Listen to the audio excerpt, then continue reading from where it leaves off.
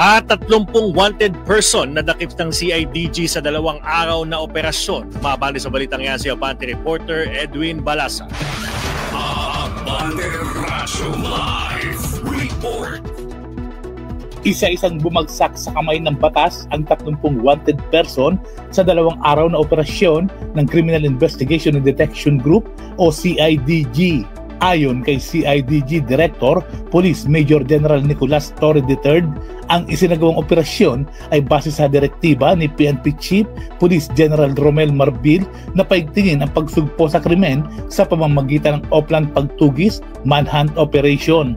Sa ulat, isinagawa ang operasyon sa mismong araw ng eleksyon at araw matapos ang eleksyon o sa petsang Mayo 12 hanggang Mayo 13 kung saan 30 pugante na wanted person ang kanilang naaresto. May warrant of arrest ang mga suspect na sangkot sa mga kasong rape, murder, estafa, qualified theft at iba pa. Sa mga naaresto naman, 17 ay mula sa Luzon, 5 sa Visayas at 8 naman sa Mindanao. Pinuri naman ni Marbil ang mga operating unit ng CIDG dahil sa pagkakaaresto sa mga suspect at mabibigyan na ng hustisya ang mga pamilya na kanilang nabiktima.